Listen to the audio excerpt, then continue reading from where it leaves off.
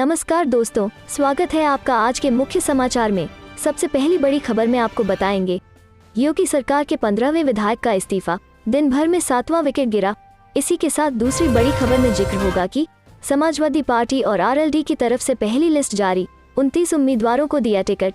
तीसरी बड़ी खबर में आपको बताएंगे कि कांग्रेस की स्थिति मजबूत करने में जुटी प्रियंका, योगी पर उठाए सवाल, पार्टी छोड़ रहे नेताओं के लिए कहा। दोस्तों, हर एक खबर की गहराई में आपको ले जाएंगे, लेकिन उससे पहले अगर आपको भी ऐसा लगता है कि भाजपा की उल्टी गिनती शुरू हो चुकी है तो आप अभी इस वीडियो को लाइक कीजिए और इस लाल बटन को दबाकर चैनल को सब्सक्राइब करके घंटी बजाइए और कमेंट में लिखे जय हिंद। योगी सरकार के 15वें विधायक का इस्तीफा, दिन भर में 7वां विकेट गिरा। जी हाँ दोस्तों, यूपी विधानसभा चुनाव से पहले सत्ताधारी भारतीय जनता पार्टी में विधायकों के इस्तीफे का सिलसिला थमने का नाम नहीं ले रहा है। गुरुवार को एक के बाद एक 7 विधायकों ने पार्टी से इस्तीफा दे दिया। इस क्रम में नए इस्तीफा देने वाले विधायकों में अपना दल के चौधरी अमर सिंह का नाम शामिल हुआ है। बता दें कि अपना दल यूपी में सत्ताधारी भाजपा की सहयोगी पार्टी है। अपना दल के विधायक चौधरी अमर सिंह ने इस्तीफा देने के बाद कहा कि अभी और लोग पार्टी छोड़कर हमारे साथ आएंगे। चौधरी अमर सिंह सपा में शामिल होंगे। उन्होंने कहा, मैंने अपना इस्तीफा दे दिया है। आज अखिलेश यादव से मुलाकात की और उनके साथ जुड़ूंगा। यह सरकार झूठी है, कोई विकास नहीं हुआ। जल्द ही और लोग हमारे साथ जुड़ेंगे। अमर सिंह उत्तर प्रदेश के सिद्धार्थनगर जिले की 17वीं विधानसभा के सदस्य हैं।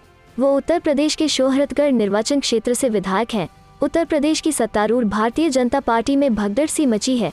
अब तक कुल 15 विधायकों ने इस्तीफा दे दिया है। इनमें स्वामी प्रसाद मौर्य जैसे मंत्री भी शामिल हैं, जिन्होंने भगवा पार्टी पर ओबीसी और दलितों को नजरअंदाज करने का आरोप लगाते हुए इस्तीफा दे दिया था। बीजेपी के 7 विधायकों ने गुरुवार को पार्टी से इस्तीफा दे दिया।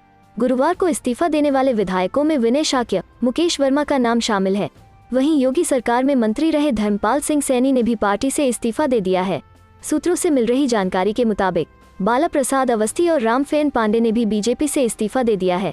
इन सभी को मिलाकर अकेले गुरुवार को ही 7 विधायक पार्टी से इस्तीफा दे चुके हैं। चलते हैं अगली खबर की तरफ। समाजवादी पार्टी और आरएलडी की तरफ से पहली लिस्ट जारी, 29 उम्मीदवारों को दिया टिकट। जी हाँ दोस्तों, राष्ट्रीय लोकदल और समाजवादी पार्टी के गठबंधन ने गुरुवार को प्रत्याशियों की पहली सूची जारी कर दी है। रालोद सपा के गठबंधन ने 29 प्रत्याशियों की घोषणा करते हुए ट्वीट किया, राष्ट्रीय लोकदल समाजवादी पार्टी का गठबंधन उत्तर प्रदेश में लाएगा परिवर्तन, युवा किसान के विकास का मंत्र आ रहे हैं अखिलेश और जयंत। वहीं प्रत्याशियों का ऐलान करने के बाद रालोद के राष्ट्रीय अध्यक्ष जयंत चौधरी ने लिखा, मुझे विश्वास है गठबंधन के सभी कार्यकर्ता एकजुट होकर इन प्रत्याशियों के चुनाव में पूरी निष्ठा से मेहनत करेंगे। एक एक विधायक से बनेगी आपकी विधानसभा, आपकी सरकार। रालोद ने जो सूची जारी की है उसके अनुसार विधानसभा संख्या 8 कैराना से सपा के नाहिद हसन, विधानसभा संख्या 10 शामली से रालोद के प्रसन्न चौधरी, विधानसभा संख्या 12 चरथावल से सपा के पंकज मलिक, विधानसभा संख्या 13 पुरकाजी से रालोद के अनिल कुमार को टिकट दिया है।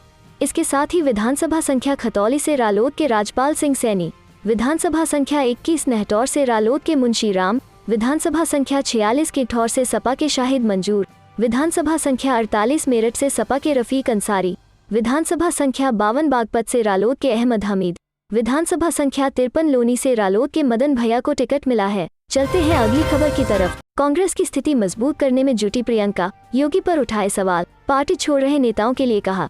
जी हाँ दोस्तों, कांग्रेस महासचिव प्रियंका गांधी ने उत्तर प्रदेश विधानसभा चुनाव में कांग्रेस की कमान संभालते हुए गुरुवार को कहा कि उनकी पार्टी प्रदेश में नकारात्मक नहीं बल्कि सकारात्मक चुनाव प्रचार करेगी ताकि राज्य के भविष्य को संवारा जा सके।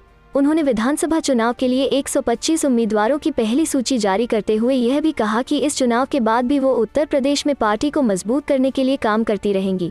कांग्रेस के इन 125 उम्मीदवारों में 50 महिला उम्मीदवार भी शामिल हैं। कांग्रेस की उत्तर प्रदेश प्रभारी ने संवाददाताओं से कहा, हमारा लक्ष्य यह है कि हमारी पार्टी मजबूत बने। हमने अपने कार्यकर्ताओं से कहा है कि हम नकारात्मक नहीं सकारात्मक चुनाव प्रचार करेंगे। हम चाहते हैं कि विकास, महिला सशक्तिकरण की बात हो, दलितों के विकास की बात हो, प्रदेश की समस्याओं के समाधान की बात हो, प्रदेश का भविष्य उज्जवल बनाने की बात हो। उन्होंने यह टिप्पणी उस वक्त की है जब कुछ दिनों पहले ही मुख्यमंत्री योगी आदित्यनाथ ने कहा था कि यह चुनाव 80% बनाम 20% होगा। दूसरी तरफ समाजवादी पार्टी के अध्यक्ष अखिलेश यादव भी सामाजिक न्याय के मुद्दे को अपने चुनाव प्रचार के केंद्र बिंदु में रखते नजर आ रहे हैं। प्रियंका ने मुख्यमंत्री का नाम लिए बगैर उन पर निशाना साधते हुए सवाल किया, बेरोजगार नौजवानों का प्रतिशत क्यों नहीं गिना जा रहा है? क्या वे महत्वपूर्ण नहीं हैं? जिन महिलाओं पर अत्याचार हो रहा है उनके बारे में क्यों नहीं सोचा जा रहा है? चलते हैं अगली खबर की तरफ। गोवा में कांग्रेस और भाजपा के बीच मुकाबला, गैर बीजेपी वोट बांटेंगे चिदम्बरम। जी हाँ दोस्तों, कांग्रेस के सीनियर नेता पी चिदम्बरम ने गोवा विधानसभा चुनाव को लेकर कांग्रेस और भाजपा को दो मुख्य दल बताया है। उन्होंने कहा कि अगर आप और टीएमसी ने उम्मीदवार खड़े किए और कुछ वोट हासिल किए तो वास्तव में वे गैर बीजेपी वोटों का बंटवारा करेंगे। पीटीआई को दिए इंटरव्यू में चिदम्बरम ने कहा कि गोवा में भाजपा विरोधी और सत्ता विरोधी हवा चल रही है। हमारी पार्टी मतदाताओं से अपील करेगी कि गोवा पर गोवा के लोगों का शासन होना चाहिए। गोवा विधानसभा चुनाव के लिए चिदम्बरम कांग्रेस के सीनियर इलेक्शन ऑब्जर्वर हैं। उन्होंने कहा कि गोवा में कांग्रेस की गहरी जड़ें हैं। पूरे राज्य में कैडर आधार और लोगों की सेवा का लंबा रिकॉर्ड है। आपने 2017 में सभी 40 सीटों पर चुनाव लड़ा और खाता भी नहीं खुला। टीएमसी की एंट्री हुई है। दोनों दलों के पास निर्वाचन क्षेत्रों में कैडर आधार नहीं है। उन्होंने अन्य दलों, विशेष रूप से कांग्रेस से दलबदल के जरिए अपनी पार्टियों को खड़ा करने का प्रयास किया है। चिदम्बरम ने कहा कि कांग्रेस इससे निराश थी कि टीएमसी ने उनके विधायकों को लालच दिया। हमें विश्वसनीय रिपोर्ट मिली कि टीएमसी ब्लॉक स्तर के नेताओं, सरपंचों से संपर्क में थी। उन्होंने कुछ दिन पहले कहा था कि टीएमसी ने संकेत दिया था कि वो राज्य के चुनावों के लिए कांग्रेस और अन्य दलों के साथ गठबंधन करना चाहेगी। एआईसीसी लीडरशिप को टीएमसी की इच्छा के बारे में पता है और उसने टीएमसी को जवाब दिया होगा, लेकिन इसकी आधिकारिक जानकारी नहीं है। चलते हैं अगली खबर की तरफ। कांग्रेस पार्टी की पहली लिस्ट शुक्रवार को होगी जारी। चन्नी का 2 जगह से चुनाव लड़ना तय, 5 सांसद भी मैदान में उतरेंगे। जी हाँ दोस्तों, पंजाब विधानसभा चुनाव के लिए सत्ताधारी कांग्रेस पार्टी शुक्रवार को उम्मीदवारों की पहली लिस्ट जारी कर रही है। कांग्रेस पार्टी की पहली लिस्ट में युवा चेहरों के अलावा 5 सांसदों को भी विधानसभा चुनाव का टिकट दिया जाएगा। इसके अलावा पंजाब के सीएम चरणजीत सिंह चन्नी इस बार अपनी वर्तमान सीट चमकौर साहिब के साथ जलंधर के आदमपुर से भी चुनाव लड़ेंगे। प्रदेश कांग्रेस अध्यक्ष नवजोत सिंह सिद्धू लगातार दावा करते रहे हैं कि पार्टी विधानसभा चुनाव में युवा चेहरों को ज्यादा से ज्यादा मौका देगी। नवजोत सिंह सिद्धू का कहना है कि कांग्रेस पार्टी की मजबूत करने में युवा कार्यकर्ताओं की भूमिका बेहद अहम है। कांग्रेस पार्टी ने 2017 के विधानसभा चुनाव में 6 युवा चेहरों को मैदान में उतारा था। कांग्रेस पार्टी ने दलित वोट बैंक को साधने के लिए पंजाब के मुख्यमंत्री चरणजीत सिंह चन्नी को 2 सीटों से चुनाव लड़ाने का फैसला किया है। मुख्यमंत्री चन्नी इस बार अपने वर्तमान सीट चमकौर साहिब के साथ जलंधर के आदमपुर से भी चुनावी मैदान में उतरेंगे। पार्टी की नज़र प्रदेश 34% दलित वोट बैंक पर है। इसे आम आदमी पार्टी के दलितों में वोट बैंक के कार्ड के रूप में देखा जा रहा है। सूत्रों के मुताबिक पार्टी ने स्क्रीनिंग कमेटी की बैठकों में 75 सीटों पर आम सहमति बना ली गई है। हालांकि सीईसी की पहली बैठक में 50 उम्मीदवारों के नामों पर ही चर्चा की जाएगी, जिसके बाद पहली सूची को जारी कर दिया जाएगा। पंजाब कांग्रेस की ओर से विधानसभा चुनाव में इस बार 5 सांसदों को भी चुनाव लड़ाने का फैसला लिया गया है। उनमें जसबीर गिल, गुरजीत सिंह औजला, प्रताप सिंह बाजवा, डॉक्टर अमर सिंह का नाम सामने आ रहा है। इन बड़े चेहरों को मैदान में उतारकर पार्टी नुकसान की भरपाई करना चाहती है। यूपी इलेक्शन से पहले बीजेपी में भागम भाग, आज मंत्री धर्म सिंह सैनी और 2 विधायकों ने भी दिया इस्तीफा। जी हां दोस्तों, यूपी भाजपा में संकट थमता नहीं दिख रहा है। गुरुवार को चौथा जबकि अब तक 10वें भाजपा का इस्तीफा आ गया है। और ऐसे बेधूना विधायक विनय शाक्य, योगी सरकार में आयुष मंत्री धर्म सिंह सैनी, शिकोहाबाद से विधायक मुकेश वर्मा और लखीमपुर खीरी से विधायक बाला प्रसाद अवस्थी ने आज इस्तीफा दे दिया। धर्म सिंह सैनी स्वामी प्रसाद मौर्य के बेहद करीबी हैं। चारों नेताओं ने पार्टी के प्राथमिक सदस्यता से इस्तीफा दे दिया है।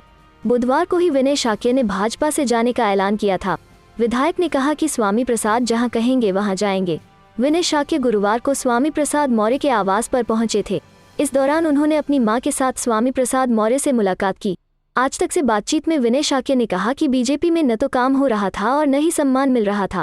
भाजपा के राष्ट्रीय अध्यक्ष जेपी नड्डा को भेजे गए चिट्ठी में शाक्य ने लिखा है कि प्रदेश सरकार ने अपने 5 साल के कार्यकाल में दलित, पिछड़ों और अल्पसंख्यक समुदाय के नेताओं व जनप्रतिनिधियों को कोई तवज्जो नहीं दी गई और न उन्हें उचित सम्मान दिया गया।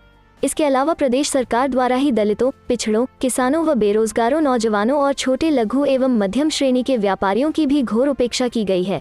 प्रदेश सरकार के ऐसे कूटनीतिपरक रवैये के कारण मैं भारतीय जनता पार्टी की प्राथमिक सदस्यता से इस्तीफा देता हूं। स्वामी प्रसाद मौर्य शोषितों और पीड़ितों की आवाज हैं। वे हमारे नेता हैं, मैं उनके साथ हूं। चलते हैं अगली खबर की तरफ। अखिलेश यादव से मिलने पहुंचे भारतीय किसान यूनियन के नेता, गाड़ी से उतरते ही कार्यालय की तरफ लगाई दौड़। जी हां दोस्तों, उत्तर प्रदेश विधानसभा चुनाव से पहले प्रदेश में राजनीतिक माहौल में रोज नई तब्दीली देखने को मिल रही है। वहीं गुरुवार को भारतीय किसान यूनियन के नेता और मीडिया धर्मेंद्र मलिक ने सपा प्रमुख अखिलेश यादव से मुलाकात की। धर्मेंद्र मलिक अखिलेश यादव से मिलने समाजवादी पार्टी के कार्यालय पहुंचे। हालांकि उन्हें दफ्तर में काफी हड़बड़ाहट जाते हुए देखा गया। उन्होंने इस मुलाकात पर चर्चा करने के बजाय गाड़ी से उतरते ही सपा कार्यालय की तरफ दौड़ लगा दी। बता दें कि धर्मेंद्र मलिक बीकेयू के नेता राकेश टिकैत के काफी करीबी माने जाते हैं। उत्तर प्रदेश में विधानसभा चुनाव का ऐलान चुनाव आयोग ने 8 जनवरी को किया। 403 सीटों वाली 18वीं विधानसभा के लिए 10 फरवरी से 7 मार्च तक 7 चरणों में वोट पड़ेंगे। 10 मार्च को चुनाव के नतीजे आएंगे। यूपी में 7 चरणों के तहत 10 फरवरी, 14 फरवरी, 20 फरवरी, 23 फरवरी, 27 फरवरी, 3 मार्च और 7 मार्च को मतदान होगा।